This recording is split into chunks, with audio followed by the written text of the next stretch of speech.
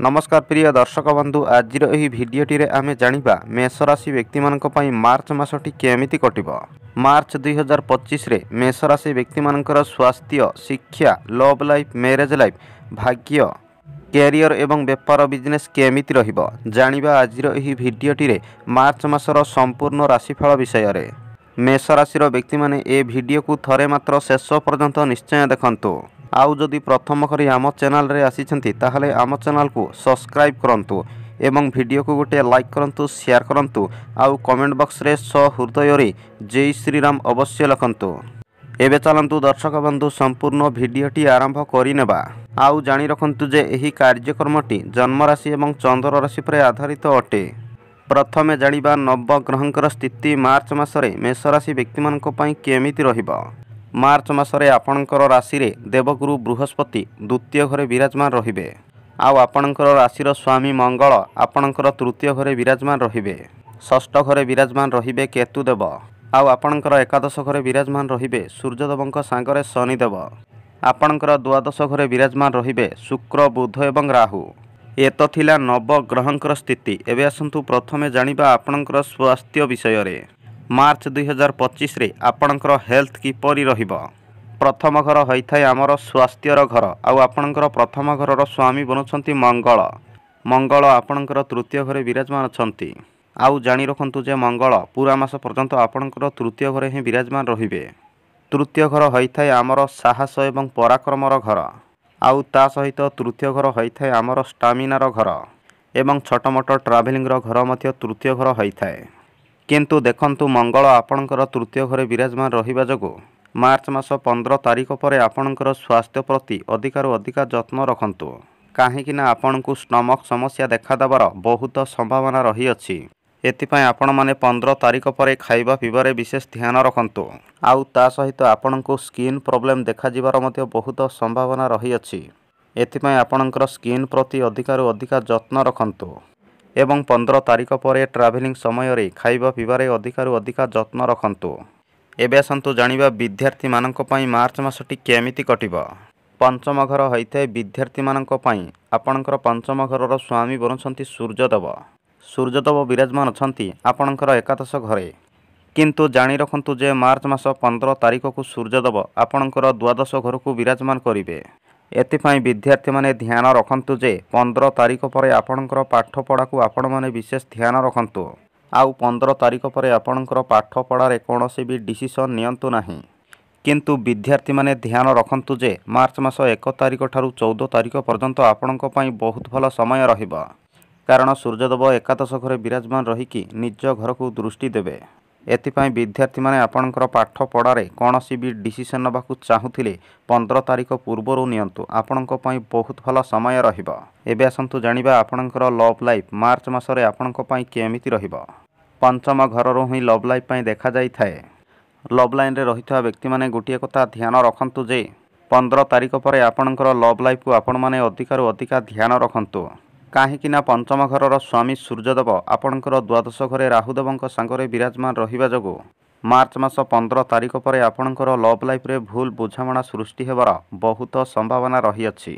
एवं दिने दिने किछि कारण नथाई मध्य आपणकर लव लाइफ रे कली झगड़ा समस्या सृष्टि हेबार बहुत संभावना रही अछि। एथिपाई आपण माने 15 तारिख पर आपणकर लव लाइफ को आपण माने विशेष ध्यान रखंतु। आउ आपणकर लव लाइफ रे जिद्दी किबा आर्गुमेंट बिल्कुल मध्य करंतु नाही।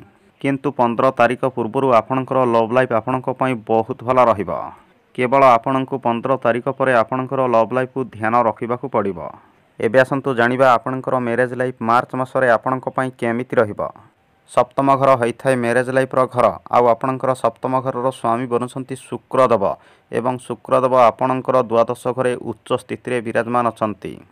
देखंतु शुक्रदेवंकर स्थिति अनुसार आपणकर मैरेज लाइफ पूरा मास पर्यंत आपणक पई बहुत भल रहिबो एवं स्वामी स्त्री मिसी छोट मोट ट्रावेलिंग मध्य करि पारंती। किंतु मेष राशिर व्यक्ति माने सबु बेले गुटिए कथा मने रखंतु जे शुक्रदेवंक सांगरे राहुदेव विराजमान रहिबे। एही कारणरु आपणकर मैरेज लाइफ रे आपण माने छोट छोट कथारे जिद्दी किबा आर्गुमेंट बिल्कुल मध्य करंतु नाही। खास करी मेष राशिर व्यक्ति माने एही कथा को सबु बेले मने रखंतु। किंतु आपणक पई गुटिए खुशीर कथा हला जे शुक्रदेव उच्च स्थिति रे विराजमान रहिबा जगो ମାର୍ଚ୍ଚ ମାସରେ ଆପଣଙ୍କ ପାଇଁ ଅନେକ ଶୁଭ ଯାତ୍ରାର ଯୋଗ ମଧ୍ୟ ବନୁଅଛି ଏବଂ ସ୍ୱାମୀ ସ୍ତ୍ରୀ ମିଶି କୌଣସି ଏକ ବଡ଼ ଡିସିସନ୍ ନେବାକୁ ମଧ୍ୟ ଭାବିପାରନ୍ତି। ଦର୍ଶକ ବନ୍ଧୁ, ଏବେ ଆସନ୍ତୁ ଜାଣିବା ଆପଣଙ୍କର ଭାଗ୍ୟ, କ୍ୟାରିୟର ଏବଂ ବେପାର ବିଜନେସ୍ ମାର୍ଚ୍ଚ ମାସରେ ଆପଣଙ୍କ ପାଇଁ କେମିତି ରହିବ। ନବମ ଘର ହୋଇଥାଏ ଭାଗ୍ୟସ୍ଥାନର ଘର, ଆଉ ଦଶମ ଘର ହୋଇଥାଏ ଆପଣଙ୍କର କ୍ୟାରିୟରର ଘର। ଆପଣଙ୍କର ଭାଗ୍ୟସ୍ଥାନର ସ୍ୱାମୀ ବନୁଛନ୍ତି ଦେବଗୁରୁ ବୃହସ୍ପତି ଏବଂ ବୃହସ୍ପତି ଆପଣଙ୍କର ଦ୍ୱିତୀୟ ଘରେ ବିରାଜମାନ ଅଛନ୍ତି। ଆଉ ଜାଣି ରଖନ୍ତୁ ଯେ ବୃହସ୍ପତି ଆପଣଙ୍କର ଦ୍ୱିତୀୟ ଘରେ ବିରାଜମାନ ରହିକି ଆପଣଙ୍କର ଦଶମ ଘରକୁ ଦୃଷ୍ଟି ଦେଉଛନ୍ତି। ଏଥିପାଇଁ ପୁରା ମାସ ପର୍ଯ୍ୟନ୍ତ ଆପଣଙ୍କର ଭାଗ୍ୟ ଆପଣଙ୍କ ପାଇଁ ଭଲ ହିଁ ରହିବ। କିନ୍ତୁ ଗୋଟିଏ କଥା ଧ୍ୟାନ ରଖନ୍ତୁ ଯେ ଦେବଗୁରୁ ବୃହସ୍ପତି ଶତ୍ରୁଙ୍କ ରାଶିରେ ବିରାଜମାନ ରହିବେ। ଏଥିପାଇଁ ଆପଣମାନେ ଆପଣଙ୍କର କାମ କାର୍ଯ୍ୟରେ ତରବରରେ କୌଣସି ବି ଡିସିସନ୍ ନିଅନ୍ତୁ ନାହିଁ। ଯାହା ମଧ୍ୟ ଡିସିସନ୍ ନେବେ ଭାବି ଚିନ୍ତିକି ନିଅନ୍ତୁ। ଆଉ ମେଷ ରାଶିର ବ୍ୟକ୍ତିମାନେ ଆଉ ଗୋଟିଏ କଥା ଧ୍ୟାନ ରଖନ୍ତୁ ଯେ ଆପଣଙ୍କ ପାଇଁ ଶନିଙ୍କର 7.5 ଆରମ୍ଭ ହେବାକୁ ଯାଉଅଛି।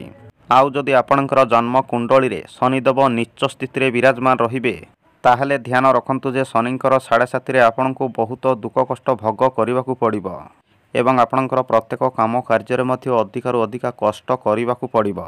କିନ୍ତୁ ଆଉ ଗୋଟିଏ କଥା ମନେ ରଖନ୍ତୁ ଯେ ଯେଉଁ ମେଷ ରାଶି ବ୍ୟକ୍ତିମାନଙ୍କର ଜନ୍ମ କୁଣ୍ଡଳୀରେ ଶନିଦେବ ଉଚ୍ଚ ସ୍ଥିତିରେ ବିରାଜମାନ ଅଛନ୍ତି, ସେ ବ୍ୟକ୍ତିମାନଙ୍କର ଜୀବନରେ ବହୁତ ବଡ଼ ପରିବର୍ତ୍ତନ ଆସିବାକୁ ଯାଉଅଛି ଏବଂ ସେ ମେଷ ରାଶି ବ୍ୟକ୍ତିମାନଙ୍କୁ ରନ୍ରୁ ରାଜା ବନିବା ପାଇଁ ମଧ୍ୟ କେହି ମଧ୍ୟ ଅଟକାଇ ପାରିବେ ନାହିଁ। ଏଥିପାଇଁ ଆପଣମାନେ ଆପଣଙ୍କର ଜନ୍ମ କୁଣ୍ଡଳୀକୁ ଥରେ ନିଶ୍ଚୟ ଦେଖାନ୍ତୁ।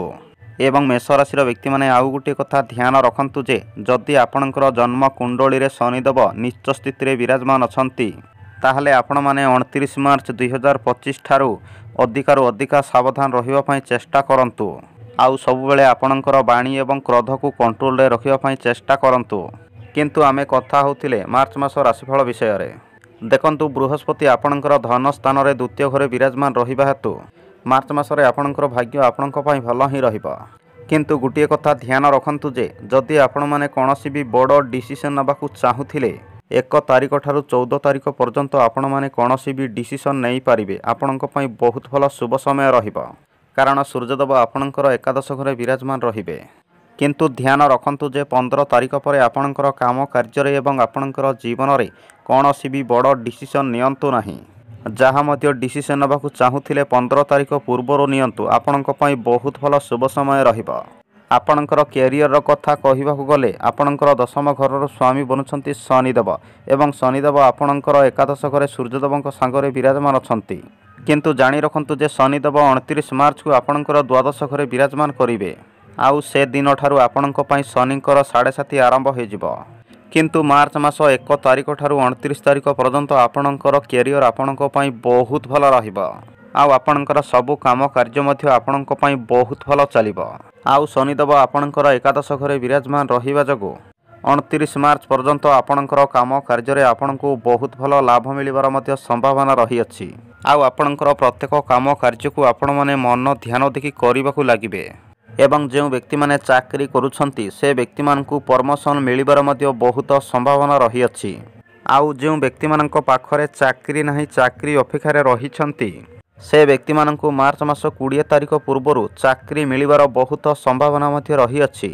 କିନ୍ତୁ ଯେବେ ଶନିଦେବ ଆପଣଙ୍କର ଦ୍ୱାଦଶ ଘରେ ବିରାଜମାନ କରିବେ, ଆପଣଙ୍କର କାମ କାର୍ଯ୍ୟକୁ ନେଇ ଆପଣମାନେ ଅଧିକରୁ ଅଧିକ ଲଙ୍ଗ୍ ଟ୍ରାଭେଲିଂ ମଧ୍ୟ କରିପାରନ୍ତି।